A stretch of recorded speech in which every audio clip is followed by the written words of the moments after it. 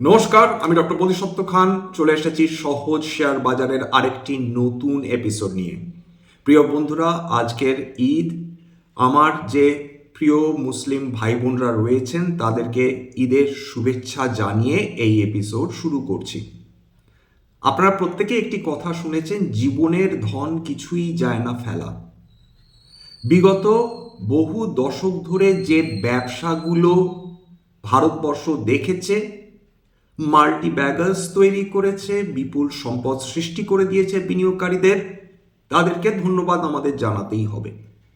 কিন্তু পরিস্থিতি বদলাচ্ছে, নতুন নতুন ব্যবসা চলে আসছে, এমন ধরনের ব্যবসা যেটা মানুষ আগে দেখেননি, এমন ধরনের সেক্টরস যেটার সঙ্গে মানুষ সম্যকভাবে পরিচিত নন, অথচ এই সেক্টরগুলি ভবিষ্যতে ভারতের অর্থনীতিকে এগিয়ে নিয়ে যেতে চলে এসেছে। এমনই একটি সেক্টর নিয়ে আজকের আলোচনা করব, যার উপর সম্পূর্ণভাবে বাকি সেক্টরগুলো নির্ভরশীল। অর্থাৎ এটা একটি স্পার্ক হিসাবে ধরা যেতে পারে, এমন একটা বেস যার উপর কিন্তু বাকি পিলার্সগুলো তৈরি হবে। ঠিকই ধরেছেন, এই সেক্টরটি renewable energy sector. Renewable energy sector বলতে কি কেবলমাত্র সোলার এনার্জি বা উইন্ড এনার্জি? উত্তর হচ্ছে সোলার এনার্জি বা উইন্ড এনার্জি নিয়ে রিনিউয়েবল এনার্জিকে ডিফাইন করলে রিনিউয়েবল সেক্টরকে বোঝাটাই অসম্পূর্ণ হয়ে থাকে। রিনিউয়েবল এনার্জি সেক্টর একটা কমপ্লিট ইকোসিস্টেম। এর মধ্যে যে কত সেক্টর রয়েছে সেটা না বিশ্লেষণ করলে বোঝা সম্ভবপর নয়, এবং এই রিনিউয়েবল এনার্জি সেক্টরকে জানতে হলে বাকি সমস্ত অ্যাসোসিয়েটেড সেক্টরকে জানতে হবে। একান্ত অনুরোধ রইল যে দয়া করে শেষ পর্যন্ত প্রোগ্রামটি দেখবেন। এটা নিঃসন্দেহে গুরুত্বপূর্ণ যে কারা এই এনার্জি তৈরি করছেন, অর্থাৎ যারা প্রডিউসার্স, কিন্তু তারা কিভাবে এনার্জিটা তৈরি করছেন এটা আমাদের জানতে হবে। রিনিউয়েবল এনার্জি ইকোসিস্টেমের মধ্যে প্রথমেই চলে আসছে সোলার ম্যানুফ্যাকচারার্স বা সোলার ম্যানুফ্যাকচারিং। তার মধ্যে সোলার প্যানেলস রয়েছে, সোলার সেলস রয়েছে, সোলার মডিউলস রয়েছে প্রভৃতি। অর্থাৎ রিনিউয়েবল এনার্জি গ্রোথ এর যেটাকে ব্যাকবোন বা শিরদাঁড়া বলা যেতে পারে। ভারতবর্ষে গুরুত্বপূর্ণ কোম্পানি যেগুলো এই রিনিউয়েবল এনার্জির সোলার ম্যানুফ্যাকচারিং এর ক্ষেত্রে কাজ করে যাচ্ছে, তার মধ্যে কয়েকটা উল্লেখযোগ্য কোম্পানির নাম বলি। একটা Waaree energies, large cap company, Tata power solar, Vikram solar, Adani green energy, premier energies প্রভৃতি। এই প্রসঙ্গে এটাও জানিয়ে রাখি যে কোম্পানিগুলোর নাম বলছি কেবলমাত্র উদাহরণ হিসেবে, বাই সেল কোনো রিকমেন্ডেশন নয়। আপনাদের নিজেদেরই সিদ্ধান্ত নিতে হবে যে কোনটা কিনবেন অথবা কোনটা কিনবেন না, অথবা নিজেদের সেবি রেজিস্টার্ড ইনভেস্টমেন্ট অ্যাডভাইসারের পরামর্শ নেওয়ার চেষ্টা করবেন এই বিষয়ে। এই যে সোলার ম্যানুফ্যাকচারিং, এক্ষেত্রে মূল থিমটা কি? একটা চায়না প্লাস ওয়ান স্ট্র্যাটেজি, 2 নম্বর হচ্ছে মেক ইন ইন্ডিয়া। অর্থাৎ ভারতবর্ষে যারা solar panel, solar cell, solar modules তৈরি করবেন, ভারত সরকার তাদের ক্ষেত্রে প্রোডাকশন লিঙ্কড ইনসেন্টিভ স্কিম দিয়ে থাকেন বা কিছু কিছু ক্ষেত্রে তাদের প্রোডাক্টসগুলোকে সাবসিডাইজ করেন। 2 নম্বর, যত দিন যাচ্ছে, যত আমেরিকা চায়নার দ্বন্দ্ব বৃদ্ধি পাচ্ছে, তত যে বিদেশি কোম্পানিসগুলো তারা চায়না থেকে একটু সরে আসার চেষ্টা করছে।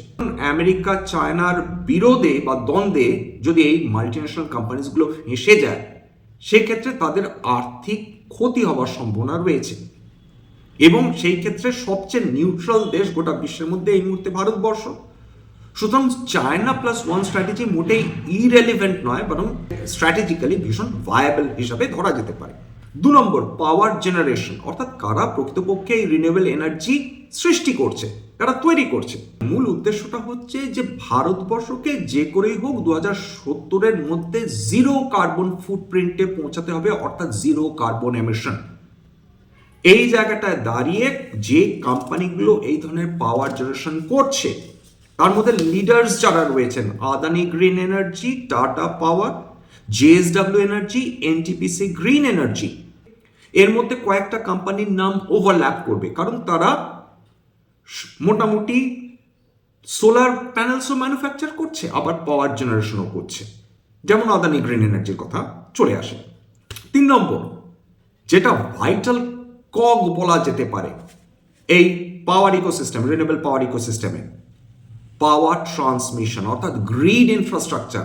পাওয়ার জেনারেট করছে একটি কোম্পানি, খুব ভালো, কিন্তু এই যে পাওয়ার জেনারেশন হচ্ছে, এই যে ইলেকট্রিসিটি জেনারেশন হচ্ছে, সেটা ধরুন তর্কের খাতিরে গুজরাটে হচ্ছে, ঢোলেরাতে হচ্ছে, এইবার সেখানে প্রোডাকশন করলেই তো হলো না, সেই ইলেকট্রিসিটিটাকে ভারতবর্ষে যাতে বিভিন্ন জায়গায় নিয়ে যাওয়া সম্ভব হয় তার জন্য কিন্তু আমাদের ট্রান্সমিশন গ্রিডসের প্রয়োজন রয়েছে, যার মাধ্যমে এই ইলেকট্রিসিটি ট্রান্সমিশন করা সম্ভব হবে।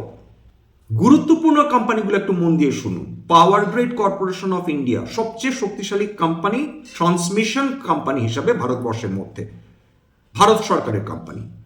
2 নম্বর কেইসি ইন্টারন্যাশনাল, 3 নম্বর কল্পতরু প্রজেক্টস ইন্টারন্যাশনাল, 4 নম্বর Sterling and Wilson renewable energy. এই প্রসঙ্গে একটা কথা বলে রাখার প্রয়োজন রয়েছে যে স্টার্লিং অ্যান্ড উইলসন যে রিনিউয়েবল এনার্জি, তার মেজরিটি মালিকানা কিন্তু রিলায়েন্স ইন্ডাস্ট্রিজের হাতে। 4 নম্বর কেবল এবং ইলেকট্রিক ইকুইপমেন্টস, প্রচুর কেবলের প্রয়োজন রয়েছে, ট্রান্সফরমার্সের প্রয়োজন রয়েছে, সুইচ গিয়ারের প্রয়োজন রয়েছে, এবং দিনের পর দিন এদের ডিমান্ড বাড়তে থাকবেই। কেন জানেন? তার কারণ যারা ট্র্যাডিশনালি যারা পাওয়ার প্রডিউসার্স, তার থেকে অনেক বেশি ওয়েলথ করে ক্রিয়েট করে দিয়েছে কিন্তু যারা এই ধরনের যারা পাওয়ার ইকুইপমেন্টস যারা প্রোভাইড করে থাকে। এই ক্ষেত্রে যারা লিডার্স, 1 নম্বর অবশ্যই পলিক্যাব ইন্ডিয়া, ভারতবর্ষে 1 নম্বর কেবল এবং electrical equipment company, large cap company, লক্ষাধিক কোটি টাকার তাদের market capital. 2 number KEI industries, 3 number Havells India, 4 number Crompton Greaves power and industrial solutions. এই ক্ষেত্রে একটা জিনিস মাথায় রাখতে হবে, আমি আগেই বলেছিলাম যে একটা কোম্পানির নাম ওভারল্যাপ করতে পারে। এবার সিজি পাওয়ার এবং ইন্ডাস্ট্রিয়াল সলিউশনস তারা যেভাবে কেবল এবং ইলেকট্রিক ইকুইপমেন্টস তৈরি করছে একই সঙ্গে, তারা কিন্তু সেমিকন্ডাক্টর বিজনেসেও রয়েছে। পাওয়ার প্রডিউসড হচ্ছে অর্থাৎ ইলেকট্রিসিটি প্রডিউস হচ্ছে, আমরা ট্রান্সমিশন বা পাওয়ার ট্রান্সমিশন গ্রিডসের মাধ্যমে একটা জায়গা থেকে আরেকটা জায়গায় আমরা ইলেকট্রিসিটি পাঠিয়ে দিচ্ছি, ফাইন। কিন্তু অনেক সময় তো এরকম হতেই পারে যে পাওয়ার প্রোডাকশন উদ্বৃত্ত হলো, এক্সেস হলো, তখন কি হবে? এবং যদি প্রডিউস করে তাকে স্টোর না করা সম্ভব হয়, সেক্ষেত্রে সেই ইলেকট্রিসিটি জেনারেট করাটা কিন্তু মাঠে মারা যাবে। সেই জন্য চলে আসছে battery energy storage system, base. এটা ছাড়া ফিউচারে রিনিউয়েবল এনার্জির গ্রোথ পসিবলই নয়। ভারতবর্ষ দুর্দান্ত গ্রোথ দেখাচ্ছে, ভারতবর্ষ বিশ্বের মধ্যে 3 নম্বরে রয়েছে, এবং চায়নাতে এই মুহূর্তে এনার্জি মিক্স হচ্ছে 30% রিনিউয়েবল এনার্জি এবং 70% ফসিল ফুয়েল বেসড এনার্জি। ভারতবর্ষে কত? ভারতবর্ষে এক্সিস্টিং ইনস্টলড পাওয়ার ক্যাপাসিটি হচ্ছে 525 গিগাওয়াট, 525 গিগাওয়াটস। এর মধ্যে 50% ভারতবর্ষ রিনিউয়েবল এনার্জি জেনারেট করছে, 50%। বাকি 50%-এর মধ্যে অধিকাংশটাই হচ্ছে কোল বেসড পাওয়ার। খুব সামান্য নিউক্লিয়ার প্লান্টসের মাধ্যমে পাওয়ার জেনারেশন হচ্ছে, এবং ওই মোটামুটি 8 গিগাওয়াটের মতন পাওয়ার গ্যাস বেসড পাওয়ার জেনারেশন হচ্ছে, অর্থাৎ যেটা এলএনজি বেসড বলা যেতে পারে। সেক্ষেত্রেও ভারতবর্ষ সৌভাগ্যবান, কারণ ভারতবর্ষের কাছে বিপুল পরিমাণ কয়লা মজুদ আছে, কিন্তু আলটিমেটলি সবই তো এক্সস্ট করবে যেগুলো ট্র্যাডিশনাল ফুয়েল, সেটা পেট্রোল বলুন, এলএনজি বলুন, কয়লা বলুন, আজ থেকে খুব বেশি হলে 50 থেকে 70 বছর রিনিউয়েবল এনার্জিতে আমাদের ঢুকতেই হবে। হ্যাঁ, এটা ঘটনা যে এই যে সেক্টরটি রয়েছে রিনিউয়েবল এনার্জি, সেখানে কি এক্সপ্লোসিভ গ্রোথ আসবে, সেটার সম্ভাবনা কম। ইউজুয়ালি গত 10 থেকে 15 বছর দেখেন, ভারতের জিডিপি যে হারে গ্রো করেছে বা ভারতের ইকোনমি যেভাবে গ্রো করেছে, ভারতের এনার্জি যদি বলেন এনার্জি সেক্টর ওই একই রেটে গ্রো করেছে, ফলে এক্সপ্লোসিভ গ্রোথ দেখার সম্ভাবনা কম। কিন্তু এইটা ছাড়া ভারতবর্ষের অন্যান্য সেক্টর লিটারালি পঙ্গু হয়ে যায়। বেসের উদাহরণটা চলে আসি, ব্যাটারি এনার্জি স্টোরেজ সিস্টেম, সবচেয়ে 3টে গুরুত্বপূর্ণ কোম্পানি, একটা এক্সাইড ইন্ডাস্ট্রিজ, 2 নম্বর আমারা রাজা এনার্জি এবং মোবিলিটি, 3 নম্বর টাটা কেমিক্যালস। নম্বর সেক্টরে চলে আসি, গ্রিন হাইড্রোজেন। আলোচনা শুনছেন কোথাও গ্রিন হাইড্রোজেন নিয়ে? খুব কম, খুবই কম। কিন্তু যখন এটা এক্সপ্লোড করবে তখন মানুষ সবাই বিভিন্ন কোম্পানি নিয়ে আলোচনা করবেন, তখন গ্রিন হাইড্রোজেনের পোটেনশিয়াল নিয়ে আলোচনা করবেন, একটা clean energy.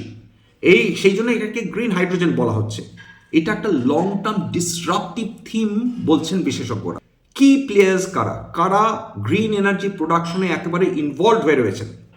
1 number Reliance industries, 2 number Indian oil corporation, 3 number Larsen and টুরবো এবং 4 নম্বর এনটিপিসি লিমিটেড। এই 4টে মূল প্লেয়ার্স রয়েছে ভারতবর্ষে যারা গ্রিন এনার্জি প্রোডাকশনে ইনভলভ।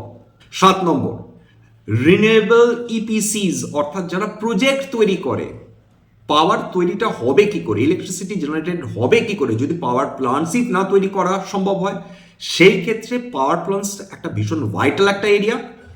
গুরুত্বপূর্ণ কোম্পানিজ কারা? লারসেন এবং টুব্রো। 2 নম্বর Sterling and Wilson renewable energy, 3 নম্বর আইনক্স উইন্ড। যদি সামনের 10 বা 15 বছরে যারা প্রকৃত অর্থে অত্যন্ত গুরুত্বপূর্ণ হয়ে উঠবে এই সেক্টরগুলোর মধ্যে, তার মধ্যে 1 নম্বর যারা পাওয়ার ইকুইপমেন্টস তৈরি করে অর্থাৎ ট্রান্সফর্মার্স এবং কেবলস তৈরি করে, 2 নম্বর এনার্জি স্টোরেজ যারা তৈরি করে অর্থাৎ ব্যাটারিজ, 3 নম্বর ট্রান্সমিশন ইনফ্রাস্ট্রাকচার যারা তৈরি করে, 4 নম্বর সোলার ম্যানুফ্যাকচারিং যারা করে চলেছেন, 5 নম্বর গ্রিন হাইড্রোজেন। আরও কিছু কোম্পানিজ তো রয়েছে ভীষণ স্মল ক্যাপ বা mid cap companies, quality companies যারা কাজ করছে বিশেষ করে এই রিনিউয়েবল ইকোসিস্টেমের মধ্যে। তার মধ্যে কয়েকটা গুরুত্বপূর্ণ কোম্পানিজ রয়েছে: Apar industries, Waaree renewable technologies, KPI green energy, Inox wind এবং সুজলন এনার্জি। এরা ভীষণ মিড ক্যাপ বা স্মল ক্যাপ কোম্পানিজ। রিনিউয়েবল এনার্জির ক্ষেত্রে 3টে লেয়ারে কাজটা হয়। 1, যারা পাওয়ার প্রডিউস করছেন, 2, যারা ইকুইপমেন্ট সাপ্লাই করছেন, 3 নম্বর যারা ইনফ্রাস্ট্রাকচার তৈরি করছেন অর্থাৎ ট্রান্সমিশনের জন্য। এইভাবে মনে রাখলে আমাদের ব্যাপারটা বুঝতে অনেকটা সহজ হবে। এত কিছুর পরেও তো এই মনে প্রশ্নটা থাকবে, তাহলে একটি কোম্পানিতে আমরা যে বিনিয়োগ করব কি কি দেখা উচিত আমাদের? 3টে জিনিস আমাদের দেখতে হবে। 1 নম্বর হচ্ছে আর্নিংস গ্রোথ।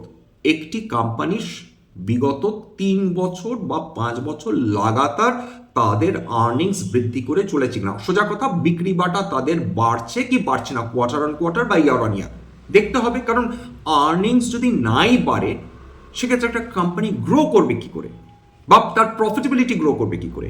2 নম্বর ইন্ডাস্ট্রি টেলউইন্ড। ইন্ডাস্ট্রি টেলউইন্ড মানে ধরুন একটা এয়ারপ্লেন বাতাসে উঠছে, যদি পেছন থেকে হাওয়া দেয় তাহলে ইউজুয়ালি ধরা হয় যে প্লেনটা গতিপ্রাপ্ত হবে, আর সামনের দিক থেকে যদি বাতাস আসে সেক্ষেত্রে তার গতি প্রতিহত হবে, এটা ধরা হয়। সেক্ষেত্রে ইন্ডাস্ট্রি টেলউইন্ড মানে এমন কিছু ফ্যাক্টরস কি এই কোম্পানিগুলোকে সামনের দিকে একটা ফরওয়ার্ড দিতে পারে। এই ক্ষেত্রে চলে আসছে গভর্নমেন্টের ভূমিকা। গভর্নমেন্ট এখন রিনিউয়েবল এনার্জি নিয়ে লিটারালি অবসেসড হয়ে গেছেন। কারণ কেবল গভর্নমেন্ট কেন, সাধারণ মানুষের দৃষ্টি থেকেই যদি আপনারা দেখেন, আমরা তো বুঝতে পেরে গিয়েছি যে বিদেশি তেল এবং গ্যাসের উপর আমরা আর বেশি দিন নির্ভর করতে পারবো না। প্রত্যেকবার আমাদের আমেরিকার দয়ার উপর নির্ভর করতে হবে, রাশিয়ার দিকে তাকিয়ে থাকতে হবে তেলের জন্য, বা মধ্যপ্রাচ্যের দিকে তাকিয়ে থাকতে হবে গ্যাস এবং তেলের জন্য। এরকম আর কত দিন চলে? গভর্নমেন্টের এস্টিমেট, এটা আমি সিএনবিসি টিভি 18 থেকে নিয়েছি এই ডেটাটা। সেটা হচ্ছে সামনের 5 বছরে ভারতবর্ষ হিউমাঙ্গাস গ্রোথের কথা ভাবছে রিনিউয়েবল এনার্জি সেক্টরে।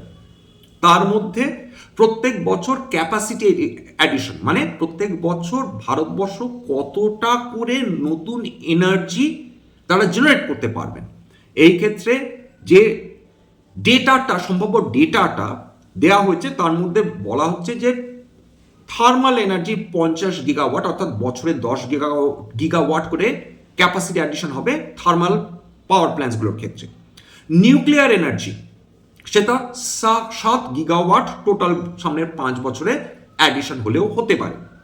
কিন্তু যেটা আউটস্ট্যান্ডিং গ্রোথ দেখাবে বলে বিশেষজ্ঞরা মনে করছেন সেটা হচ্ছে রিনিউয়েবল এনার্জি। সেখানে 250 গিগাওয়াটের প্রজেকশন রয়েছে, প্রত্যেক বছর 50 গিগাওয়াট। আনবিলিভেবল।